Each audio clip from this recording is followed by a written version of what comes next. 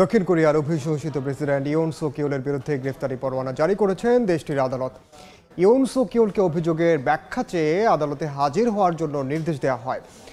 আদালতের নির্দেশনা না মানায় এই গ্রেফতারি পরোয়ানা জারি করেন আদালত।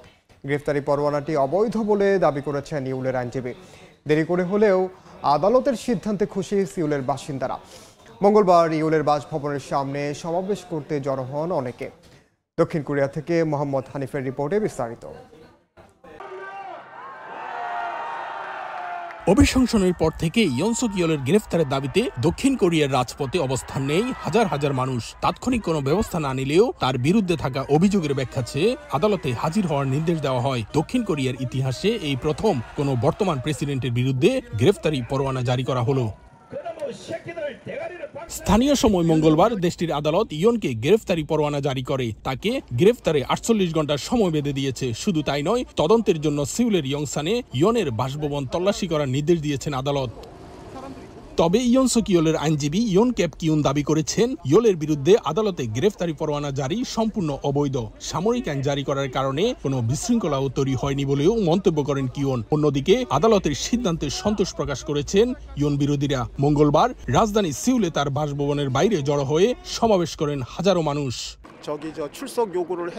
বারবার আদালতের ডাকে সাড়া না দিয়ে তিনি আরো ঘৃণিত কাজ করেছেন। সামরিক আইন জারির কথা বলার পরেই তাকে গ্রেপ্তার করা উচিত ছিল। ইয়ন যে সামরিক আইনের কথা বলছে তা আসলেই অযৌক্তিক। তাই আমি মনে করি তার অভিশংসন হওয়া উচিত অথবা তার স্বেচ্ছায় পদত্যাগ করা উচিত।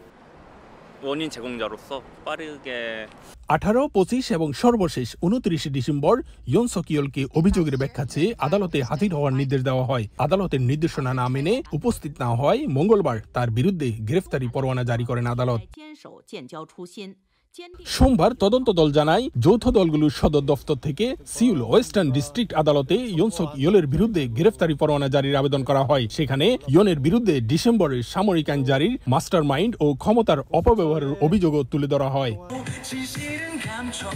3 ডিসেম্বর দক্ষিণ কোরিয়ায় সামরিক আইন জারি করেছিলেন ইয়ন, কিন্তু জনগণের বিরুদ্ধে তীব্র প্রতিবাদ জানালে সামরিক আইন জারি 6 ঘন্টার মাথায় তা প্রত্যাহার করে নিতে বাধ্য হয়েছিলেন তিনি। এর জেরে 14 ডিসেম্বর পার্লামেন্টে তিনি অভিশংসিত হন। তাকে বরখাস্ত করা হয়। তবে সাংবিধানিক আদালত যদি ইয়নের অভিশংসন বহাল রাখেন, তাহলেই তাকে প্রেসিডেন্টের পদ থেকে অপসারণ করা যাবে।